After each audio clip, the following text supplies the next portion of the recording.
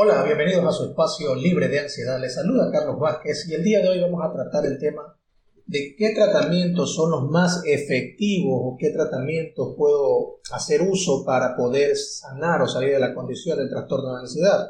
Evidentemente hay algunos mecanismos que podemos utilizar como para ir sanando. Recuerda que el enfoque del canal no es que tú llegues a controlar la ansiedad, ni mucho menos, sino que llegues a salir de esta condición, a sanar y estar preparado para cualquier situación que la vida te pueda poner en el camino, ¿no? Entonces, lo importante es comenzar a identificar cuáles son las principales clases de trastorno de ansiedad que existen, y aquí te voy a mencionar algunos. Por ejemplo, tenemos el trastorno de pánico, que implica en un temor o miedo constante respecto a las cosas que están a mi alrededor, como una especie de sensación de terror y pavor sin explicación alguna. Es como tener esa sensación de que tienes a alguien persiguiéndote todo el tiempo y estás en constante miedo.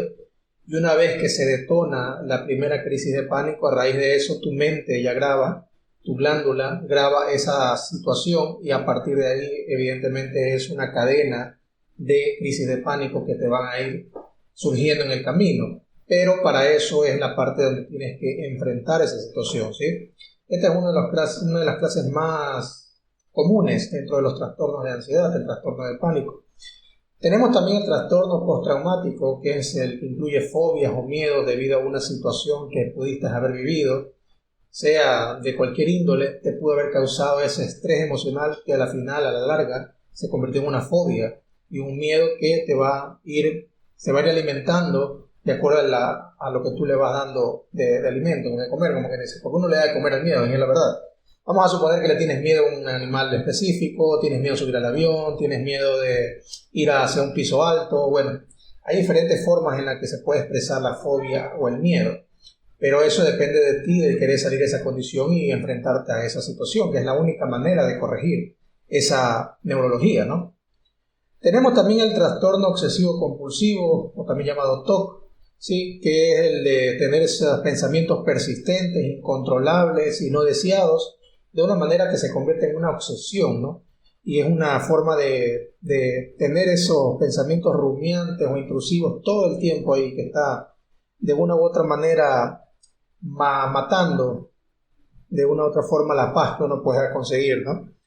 Entonces, de una u otra manera, hay muchas formas de trastorno obsesivo compulsivo. Hay gente que tiene temores a los gérmenes, por ejemplo, y están todo el tiempo lavándose las manos. Hoy en día por el COVID, por ejemplo.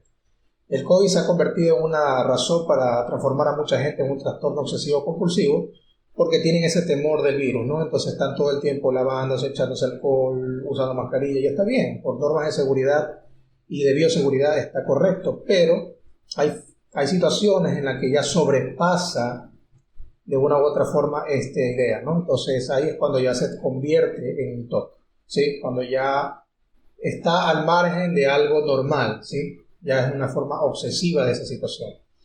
Bien, ¿por qué es importante buscar tratamiento cuando es detectado o cuando tenemos sospecha de estos trastornos?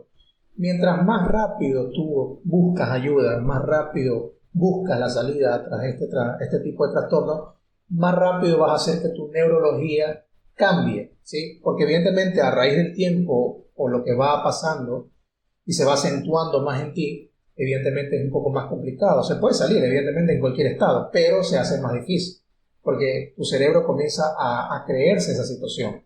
Entonces, mientras más rápido buscas ayuda, más fácil y más sencillo vas a poder salir de esa situación. Entonces, es importante buscar tratamientos eficaces con respecto al trastorno de ansiedad. Y aquí les voy a comentar de uno de los más utilizados por los psicólogos o la psicoterapia, que es el trastorno, que es la terapia cognitiva conductual, ¿sí? Trabaja desde el área cognitiva, ¿sí? De que tú comienzas a interiorizar y comprender cómo funciona la ansiedad, qué tanto puede llegar a ser la ansiedad en ti, y comenzar a trabajar desde ese punto, ¿no? ¿Qué es lo que te da temor? ¿Qué es lo que estás dejando de hacer? ¿Cuáles son las situaciones que te han venido generando estrés de una u otra manera? ¿Y qué es lo que debes ir solucionando y poniendo en práctica para ir mejorando eso? Como también ir cambiando esos hábitos negativos que te están afectando hoy en día y que te han llevado a ser así.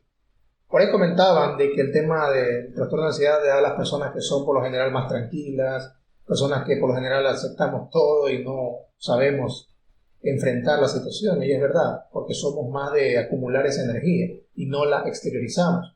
Entonces, de una u otra manera, si bien es cierto, es una de las cosas que pueden ser indicios de que tú puedas sufrir un trastorno de ansiedad por esa actitud, ¿sí? Y esos son los hábitos que hay que ir cambiando. No siempre hay que callar, a veces hay que también decir lo que hay que decir para también aflojar esos sentimientos o esas emociones, esas expresiones. Pero más allá del tema de esta terapia cognitiva conductual, que bien es cierto es una de las más eficaces respecto al trastorno de ansiedad, yo más hago relación a la parte emocional, porque evidentemente cuando se te generó la primera crisis de pánico o cuando tú entraste en un trastorno de ansiedad, la sensación o la emoción que te hizo entrar en ese estado es el miedo, ¿sí? Es el temor.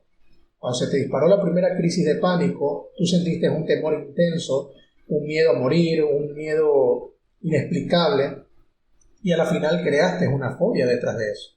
Entonces, si tú le pusiste emoción en el primer contacto con el trastorno de ansiedad, ¿no verdad? Yo pienso y creo y concibo el hecho de que es una emoción la que te va a sacar de una u otra manera de ese estado, ¿sí? El miedo es una emoción, como la tristeza, la felicidad, la ira, entre otras que puedo mencionar, ¿no? Entonces, si bien es cierto, la terapia cognitiva conductual trata desde lo cognitivo, que está bien y es correcto, porque evidentemente es la que te permite razonar o entender qué es lo que estás haciendo mal de una u otra manera, la emoción, al ponerle emoción a eso, hacer lo contrario, por ejemplo, el de la lucha, si todo el tiempo has estado en un proceso de huida, que es el del miedo, si tú entras en un estado de lucha, de pelea constante, ¿sí? Anteponiendo esa emoción al miedo, de una u otra manera creo yo que va a ser mucho más efectivo ese tratamiento, ¿sí? Y es aquí donde yo te invito a que siempre tengas ese concepto de pelear, ¿sí? Si bien es cierto, la mente siempre nos va a indicar un sinnúmero de pensamientos catastrofistas, pero más allá de eso tienes que tratar de tomar ese valor y luchar, empoderarte en otra forma. Yo lo que invito aquí es empoderarse. Cuando tú te empoderas y ganas ese terreno que habías perdido debido a la ansiedad, por el miedo que te había inducido la ansiedad, vas a comenzar a entender y a meter valor sobre eso y estás trabajando con la emoción. Y es esa misma emoción la que va a crear esa nueva red neuronal con el fin de reestructurar a nivel nervioso lo que antes ya estaba previamente implantado, ¿no? Entonces, si bien es cierto, como digo, menciono, la terapia cognitiva conductual hace un muy buen trabajo desde el área cognitiva porque te entra a entrar en razón, como yo menciono aquí en el canal y es parte de esto. La persona tiene que llegar primero, en su primera fase tiene que comprender, tiene que entender lo que está viviendo, que lo que vive es un trastorno de ansiedad, y ahí estamos metiendo la parte cognitiva, de que entiendas que lo que me pasa a mí no es un problema físico, de lo que me pasa a mí no es un problema de corazón, no es un problema de un órgano, no tengo una enfermedad terminal, sino que es un problema mental, psicológico, para ser más específico. Entonces, cuando ya tú racionalizas eso, ya lo entiendes de forma cognitiva, que ahí es donde entra la terapia cognitiva conductual, ahora sí vamos a meter la parte emocional, ¿sí? Que es donde trabaja justamente la psicoterapia, ¿sí? De cambiar esos hábitos que te están afectando. Yo soy y aquí voy a quizás a ir un poco en contra de la parte que dice trata de evitar los momentos complicados. No lo tienes que evitar, tienes que pelear ante eso, o tienes que enfrentar. La situación no es huir, porque no se huye de los problemas, se enfrenta a los problemas. ¿Sí? Y mucha gente dice, no, yo prefiero evitar ciertas situaciones porque me generan mal. Mejor enfréntalo, hazle un alto a esa situación para que no vuelva a surgir. Ahora, si es una persona tóxica, te invito a que mejor dejes ese tipo de personas, porque evidentemente no me están aportando nada. Aquí la idea es que tú comiences a sumar y aportar cosas positivas dentro de tu vida, ¿sí? Y comenzar a eliminar esas cosas que no te están aportando absolutamente nada, no te están sumando, en otras palabras. Entonces, ese tipo de situaciones sí le puedo hacer yo a un lado. Pero, por ejemplo, si tienes que ir al trabajo y tienes que trabajar porque necesitas llevar el pan a tu casa y evidentemente necesitas estar ahí y hay un compañero pesado, como le llamo yo, puedes ponerle un alto. Ahora, si es tu jefe, pues bueno, tendrás que medir si puedes buscar otro trabajo donde te sientas mejor y tengas un ambiente más relajado y más tranquilo. Aunque la exigencia hoy en día no es así, y uno también tiene que saber tener inteligencia emocional, ¿sí? Entonces, todas esas cosas tienes que comenzar a evaluar y medir, y eso es con el aprendizaje, con la experiencia, y eso lo vas a ir tú definiendo poco a poco. ¿Cómo puede un terapeuta, y esto es una pregunta importante, ¿Cómo puede un terapeuta calificado ayudar a una persona que tiene un trastorno de ansiedad? El primer paso es hacer una evaluación de psicoterapia para saber en qué nivel te encuentras actualmente de ansiedad. Ya hay una prueba, un test, lo puedes buscar en internet, aunque no es recomendable que se lo haga la misma persona porque lo puede malinterpretar y va a pensar que está en un nivel extremo, cuando esto debe hacerlo un profesional de la salud y más allá un psicólogo, ¿no? Yo lo recomiendo de esa forma. Cuando me han preguntado y me han hablado sobre sus casos del tema del trastorno de ansiedad, me han indicado que se han hecho evaluaciones médicas y todo ese tema y me dice, bueno, y lo mío es un trastorno de ansiedad. Así es cierto, yo no te puedo decir que es un trastorno de ansiedad porque si bien es cierto, ya te hiciste pruebas médicas, pero una de las claves que me indicó en su momento una compañera amiga psicóloga, me indicaba que cuando tú tienes sensaciones físicas o expresiones físicas de manera dispersa, es lo que se llama general dentro del cuerpo, se puede denominar como un trastorno de ansiedad generalizada porque son síntomas que son dispersos a una enfermedad, ¿sí? Una enfermedad física me refiero, ¿sí? Por ejemplo, si tienes un dolor de cabeza, un dolor de barriga, con un dolor de piernas, con taquicardia, con sudoración, son síntomas aislados, son síntomas que no se pueden asociar a una enfermedad física existente, o al menos que se conozca.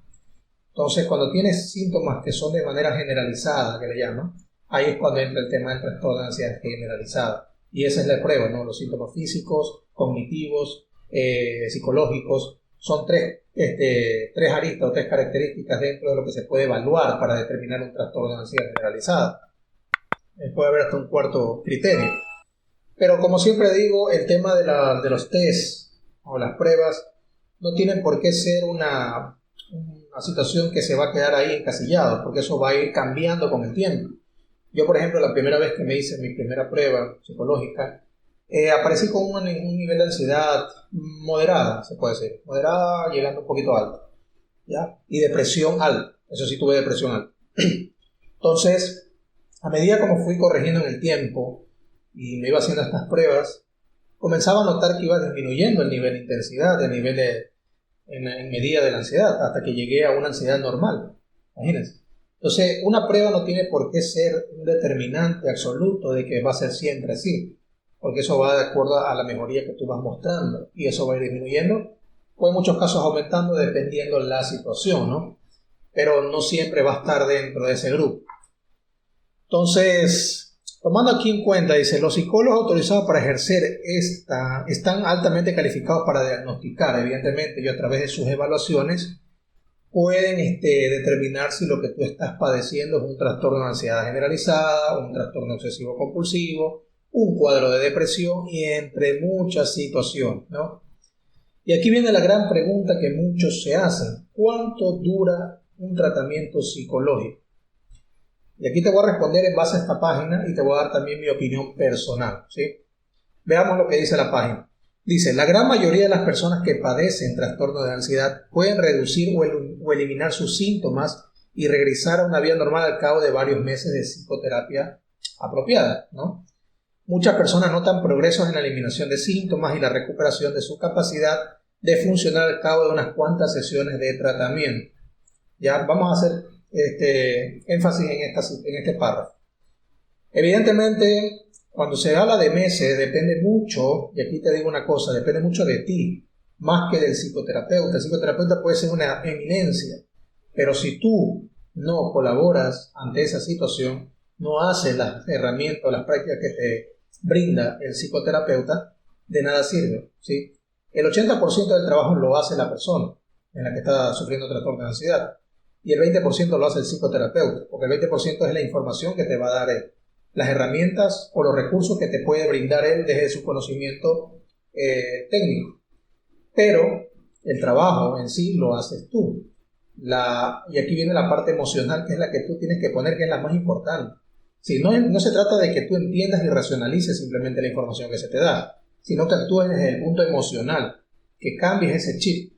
Entonces, cuando tú llegas a hacer esa parte de una u otra manera, la psicoterapia evidentemente va a ser eficaz, ¿sí? Pero es porque tú has hecho el mayor trabajo dentro de esa terapia cognitiva conductual, ¿sí?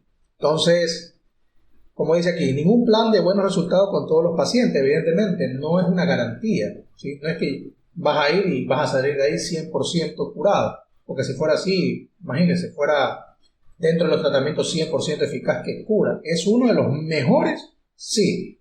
¿Es uno de los que más ha dado resultados positivos? Sí, pero no es garantía, porque como le digo, depende mucho de la persona. Si tú estás sumida siempre en el miedo y estás siempre cuestionando, inclusive hasta cuestionas el tratamiento terapéutico, de nada sirve. Entonces tienes que poner de tu parte. Y ese es para mí el trabajo principal. Estoy hablando de un 80% dentro de una psicoterapia, imagínate. Entonces, ¿el tiempo de qué va a depender? De ti. Nada más, no te puedo responder más nada. El tiempo depende de ti. Si tú quieres salir en 3 o 4 meses y te lo planteas así y te pones como objetivo eso, lo haces. Si quieres salir en 10 años, pues en 10 años saldrás. Eso ya depende de tu fuerza de voluntad, de tu trabajo diario, de cambiar hábitos, ser disciplinado y principalmente ser responsable contigo mismo y no mentir. Porque a veces llegamos a la psicoterapia y mentimos. Ah, no, sí lo hice. Ah, no, sí estoy haciendo esto. Pero a la hora de la hora no se lo hace como tiene que ser. Entonces dice, no es que la psicoterapia no funciona. No es que la psicoterapia no vale. No es que los medicamentos no sirven. ¿Ya? Y aquí vamos a hacer un paréntesis al tema de los medicamentos.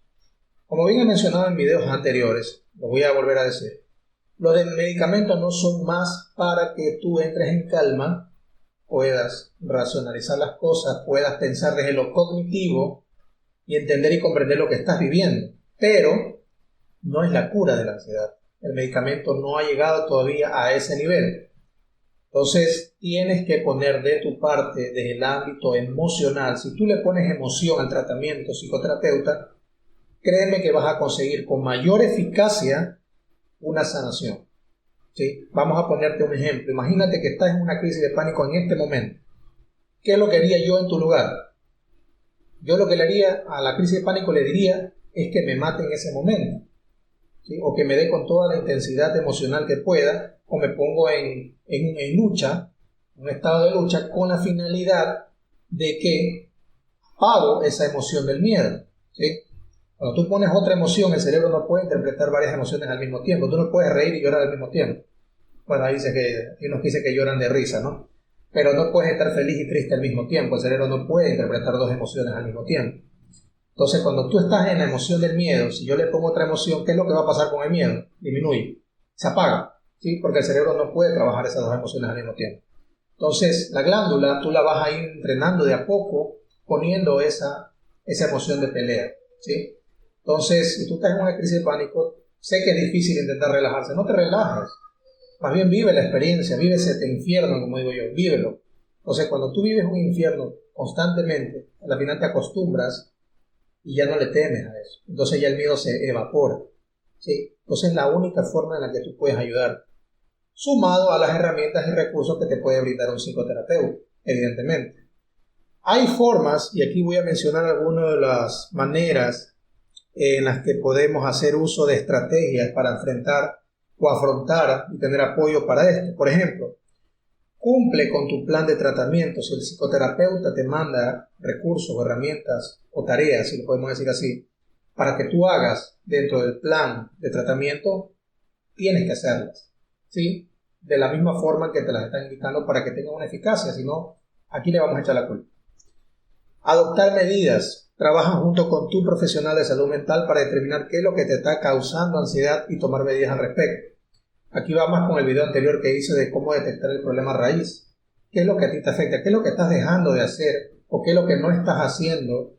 ¿O qué es lo que estás haciendo que te está afectando? Entonces comienza a identificar esos puntos importantes para que tú tomes medidas o tomes acción respecto a eso. Rompe el ciclo. Si ya estás viviendo constantemente un ciclo que te está causando problemas, sea emocional, cognitivo, psicológico, lo que sea, si tú actualmente tienes una pareja que te está causando conflictos emocionales, rompe ese ciclo. No lo sigas viviendo, porque no te va a aportar nada, no va a cambiar nada.